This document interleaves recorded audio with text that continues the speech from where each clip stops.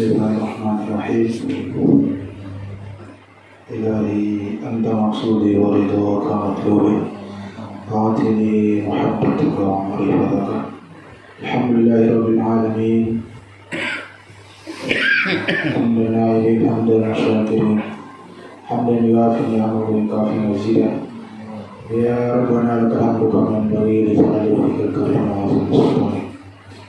Allahumma salli wa sallim wa barik wa karim wa 'azim ala habibina wa syafiina maulana Muhammad sallallahu alaihi wasallam wa ala alihi wa ashabihi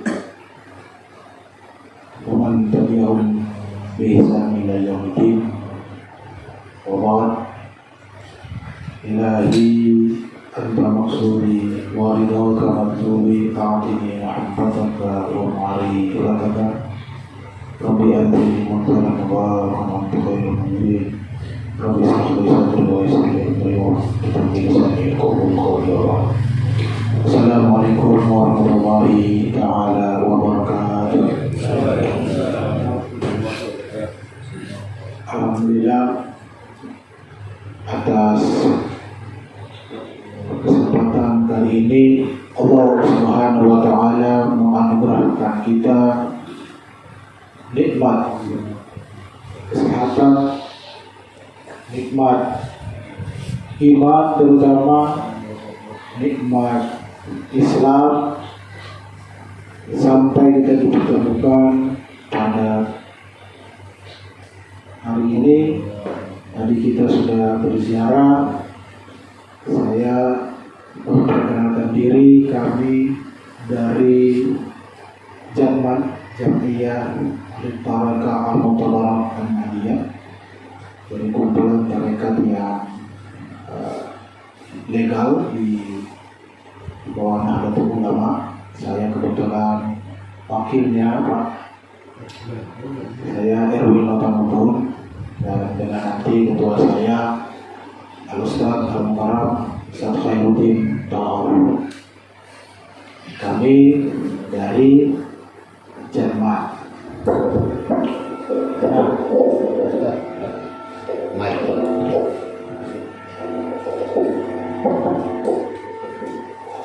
Kami berdua dari Jerman dan dari berasal dari saya dan beliau sama-sama pengamal tarekat. Beliau dari tarekat Al-Sufiyah dari Syekh Muhammad Ibrahim Al-Sufi, kemudian kami dari Syekh itu kemudian disebutkan namanya dengan Syekh Al-Sufi, maka mau Ibrahim Al-Sufi maka disebutkan namanya, maka nama tarekatnya Al-Sufiyah.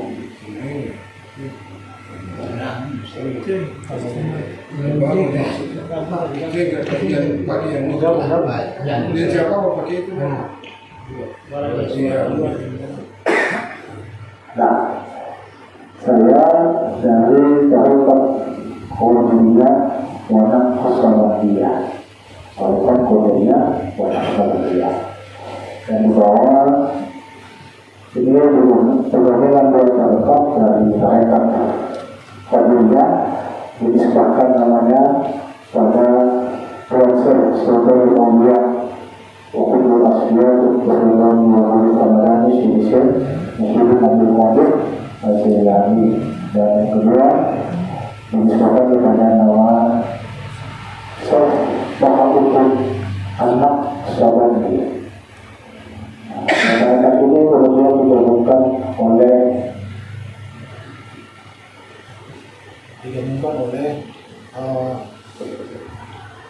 Syekh Ahmad Khatib Sambas Ibnu Abdul Ghaffar, dipadukan, kemudian dikepadukan antara dua tarekat Qadiriyah dan tarekat Naqshbandiyah, yang digabungkan oleh Syekh Ahmad Khatib Sambas Ibnu Abdul Ghaffar yang kemudian bermukim di Makkah.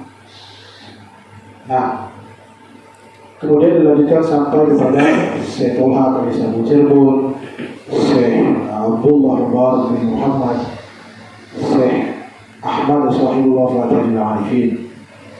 Nah, kita berdua ini sama-sama dari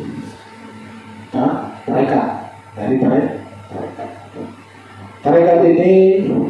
Kemudian kami datang ke sini di mana-mana di Maluku, di Ambon khususnya, kami sengaja memang diperintahkan oleh guru untuk mendakwakan tarekat ini agar semua orang umat Islam itu agar bisa ikut belajar tarekat.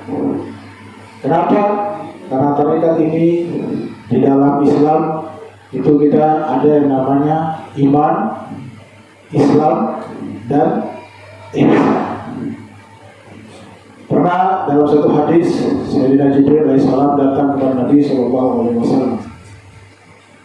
Hatta Jibril kemudian bertemu dengan baginda Nabi Al-Mustafa Muhammad SAW, yang kemudian di sekitarnya ada duduk para sahabat. Sahabat lagi duduk dengan Nabi. Kemudian tiba-tiba ada laki-laki yang gagah datang kepada Nabi SAW, memberikan salam, kemudian mengajak Nabi SAW untuk berbicara. Kemudian laki-laki tersebut bertanya, "Ya Rasulullah, akhbirni anil Islam. Ajarkan aku tentang Islam. Beritahu aku tentang apa itu Islam." Kemudian Nabi SAW menjawab, "Antashhadu an la ilaha illallah wa asyhadu anna Muhammadar Rasulullah wa iqamatis shalah wa ita'iz zakat wa shaumir ramadan wa hajjil baiti liman istata'a ilaihi sabila." Bahwasanya Islam itu adalah engkau bersaksi bahwasanya tiada Tuhan selain Allah dan Muhammad adalah utusan. Jadi sholat engkau mati sholat, puasa Ramadan, puasa pada bulan Ramadan. Kemudian syahadat, engkau mati sholat, dirikan sholat, puasa Ramadan, puasa pada bulan suci Ramadan, kita zakat, membayar zakat, kemudian haji bait di mana istata'a ilaihi, kemudian melaksanakan haji. Itu bagian daripada rukun Islam. Kemudian bertanya laki-laki tersebut, "Akhbirni anil iman." Beritahu saya tentang apa itu iman. Kemudian Rasulullah SAW menjawab, "Al-iman wa tu'minu billah." Kau beriman kepada Allah, wa bil malaikati, kepada para malaikat, wa bi kutubihi, kepada kitab-kitabnya, wa bi rusuli, kepada rasul-rasulnya, wa bil yaumil akhir, kepada hari akhir kiamat, wa bil qada'i wal qadar, dan kepada takdir baik dan buruk, qada dan qadar. Rukun iman. Maka dia ada 6. Kemudian laki-laki tersebut bertanya lagi, "Summa akhbirni anil ihsan." Kemudian maka beritahulah selanjutnya, ya Rasul, beritahu aku tentang apa itu ihsan. Maka Rasulullah SAW bersabda, "Anta'budallaha ka'annaka tarahu fa innakum tarahu fa innahu yaraka." Engkau beribadah kepada Allah seakan-akan engkau melihat. Tapi kalau engkau tidak yakin dan tidak mampu melihatnya, yakinlah bahwa Allah itu melihat. Atas dasar ihsan dan ihsan inilah muncul yang namanya tarekat. Muncul istilah yang namanya tasawuf. Muncul yang namanya apa? Tarekat. Apa yang disebut dengan tasawuf? Maka tarekat ini adalah bagian daripada rukun iman, karena dia berkaitan dengan ihsan. Karena ihsan inilah maka oleh para ulama mencari metode-metode cara bagaimana melaksanakan ihsan itu. Kemudian para ulama-ulama sufi Para ulama-ulama sufi kemudian membuat firqah-firqah tarekat, ya, firqah-firqah tarekat, jamaah-jamaah tarekat. Nanti ada tarekat Qadiriyah, ada Naqsabandiyah, Qadiriyah, Naqsabandiyah, Khalidiyah, Nusukiyah, Samaniyah. Banyak tarekat-tarekat yang kemudian berdasarkan Al-Quran dan As-Sunnah diakui oleh para ijma' para ulama. Ihsan inilah kemudian berkembang dari apa yang disebut dengan tarekat. Apa pentingnya ihsan? Lalu untuk apa ada wadah tarekat? Untuk apa ada tarekat sebagai wadah dalam pengajaran ilmu tasawuf atau apa yang disebut dengan ihsan? Memang ada bahasa-bahasa yang mengartikan bahwa ihsan adalah engkau berbuat baik, lebih baik daripada orang yang berbuat baik kepadamu. Itu mengindikasikan bahwa engkau harus beribadah kepada Allah tulus hanya semata-mata karena Allah Subhanahu wa Ta'ala. Tetapi ibadah yang tulus, yang ikhlas ini kemudian sulit bagi umat, maka muncullah apa yang disebut tarekat atau tasawuf yang dilakukan oleh para guru-guru musik, guru-guru tasawuf, mengajarkan dan mengamalkan bagaimana menghayati dan mengaplikasikan, melakukan apa itu yang disebut dengan ihsan. Maka muncullah yang dinamai dengan tarekat. Tarekat ini bahasa lain adalah cara atau metode atau cara bagaimana kita makan, bagaimana kita berburu, bagaimana kita, itu adalah cara. Maka cara itu dalam bahasa Arab disebut tarekat.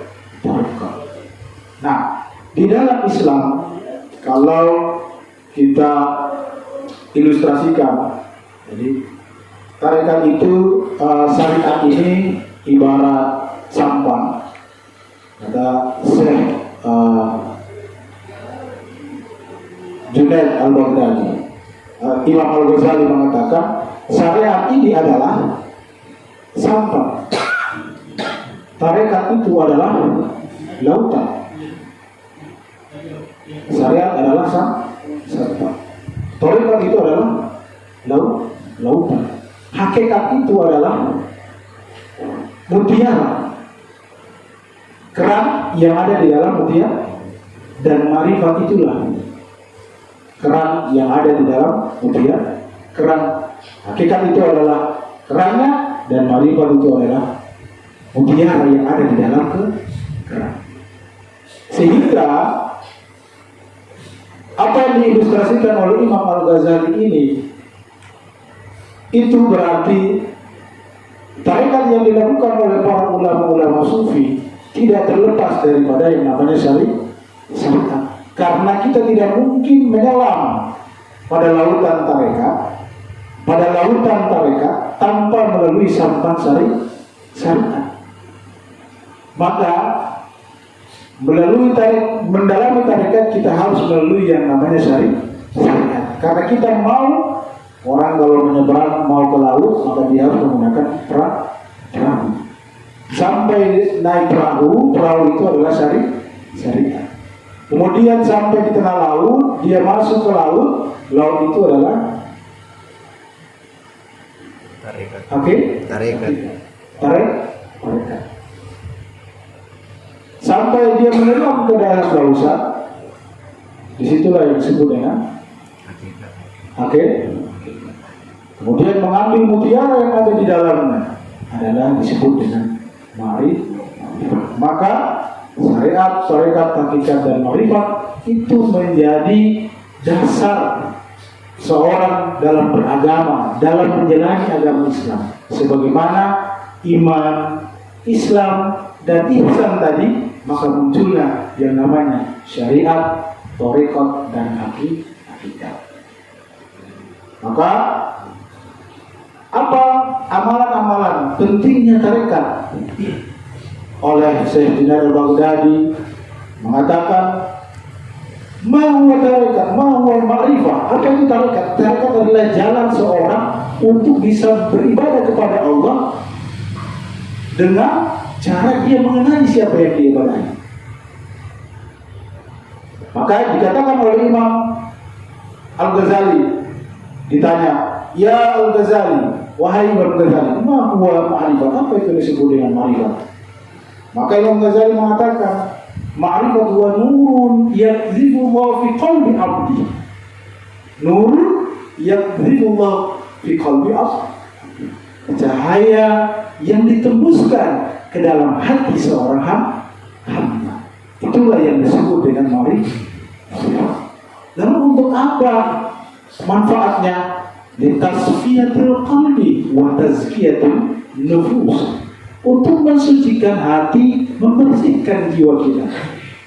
Maka seorang muslim kita hukumnya fardu ain, hukumnya wajib, mukhallafatun nafs, membersihkan diri dari kekotoran-kekotoran nafsu, sombong, marah, dengki. Ya kan, kita kalau ada tetangga bikin sesuatu yang kita merasa itu berlawanan dengan melanggar hak kita marah. Ada bapak ibu kalau tiba-tiba dia langgar, dia buang sampah di rumah sembarang, marah. Atau mau ambil ketopong, isi kabok sembarang, marah. Ada tidur malam-malam beribut, belum putar lampu pesta, baru ini ada sakit, marah sih. Maka kemarahan-kemarahan yang muncul itu tadi, maka ini ada yang namanya tasawuf sebagai wadah. Bagaimana kita membersihkan nafsu kita daripada hal-hal yang menerozak. Kita kalau disuruh pilih, kalau enak mana Pak? Tidur malam atau sholat malam? Manusiawinya tidur malam. Kalau kita enaknya puasa atau makan? Orang pagi-pagi, malam-malam enaknya jam 3 tidur, dia harus bangun sholat.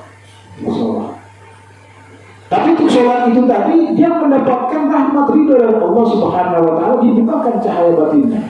Tapi yang tidur tadi tidak mendapatkan. Nah, tapi untuk membangunkan diri kita untuk berangkat ibadah kepada Allah di mana-mana, munajat kepada Allah yang tidak semua orang bangun, kemudian kita munajat, doa. Kita memohon kepada Allah, doa kita dikabulkan, tapi digoda, diganggu oleh setan.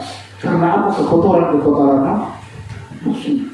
Maka kekotoran nafsu inilah oleh tasawuf, oleh guru-guru tasawuf, guru-guru tarekat, membersihkan jiwa, al-mukhalafatun nafs, mensucikan jiwa. Hukumnya adalah fardu ain, hukumnya adalah wajib. Hukumnya seperti kita syahadat tadi, hukumnya seperti kita puasa, hukumnya seperti kita melakukan sholat. Kenapa? Karena kita membersihkan batin, membersihkan jiwa manusia dari kekotoran-kekotoran nafsu, mukhalafatun nafs, fardu ain, hukumnya adalah wajib. Maka keberadaan tasawuf, keberadaan tarekat sebagai perwujudan dari ihsan yang diperintahkan oleh Nabi, hukumnya adalah wajib. Maka wajib tidak kita bertarekat. Nah, kalau itu mengantarkan kita untuk membersihkan jiwa kita kepada Allah Subhanahu wa Ta'ala, maka hukumnya wajib untuk mensucikan jiwa. Bukankah di dalam agama ini menganjurkan umatnya untuk melakukan ibadah kepada Allah Subhanahu wa Ta'ala disertai dengan kesucian batin? Bahkan sebelum seorang muslim melakukan sholat, harus bersuci, mensucikan dirinya sebelum dia melakukan pendekatan beribadah kepada Allah Subhanahu wa Ta'ala. Maka tasawuf sebagai pensucian batin, inti dari semua dari seluruh usaha metode cara membersihkan jiwa secara badan ini secara lahiriah, maka pembersihan batin hukumnya wajib. Hukumnya wajib. Karena membersihkan batin manusia, diri kita, berarti kita telah mensucikan nafsu, kekotoran nafsu dari diri kita. Itu sebabnya saking pentingnya mukhalafatun nafsu, mensucikan jiwa dari nafsu kekotoran duniawi.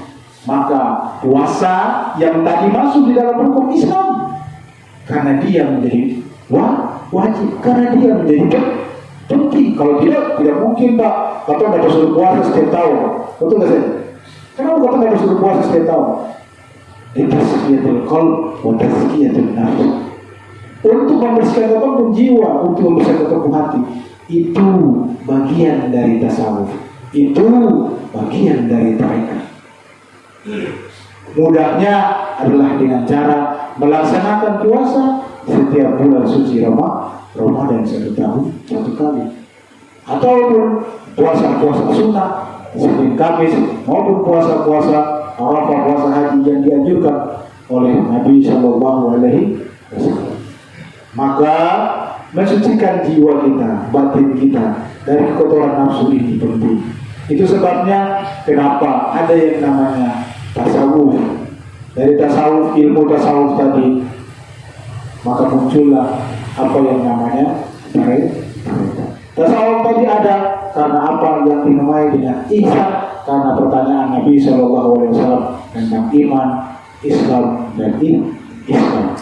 Iman, Islam dan Islam. Akidah, syariat dan hakikat. Maka Allah Subhanahu wa taala berfirman, "A'udzubillahi minasyaitonirrajim. Qad aflaha man zakkaha." Telah beruntunglah orang-orang siapa yang mensucikan jiwanya. Qad aflaha man tazakka. Beruntung pula orang-orang yang telah mensucikan jiwanya. Maka mensucikan batin kita dengan memiliki cara, metode yang baik dan benar, hukumnya wajib. Pertanyaannya bagaimana? Apakah kita melakukan berzikir dengan membersihkan jiwa ini dengan hanya sholat, puasa, haji, zakat, sedekah, melakukan baik? Tidak hanya itu. Itu bisa, itu penting. Tetapi tidak secepat, tidak menyentuh inti persoalan yang ada di dalam jiwa kita. Karena jiwa kita, nafsu kekotoran, sombong, dengki, iri, munafik dan lain-lain tersimpan di dalam batin. Maka itu hanya bisa diselesaikan dengan yang namanya tasawuf. Amalannya adalah tarekat. Maka itu hanya bisa diselesaikan dengan tarekat. Kenapa? Karena hukumnya wajib.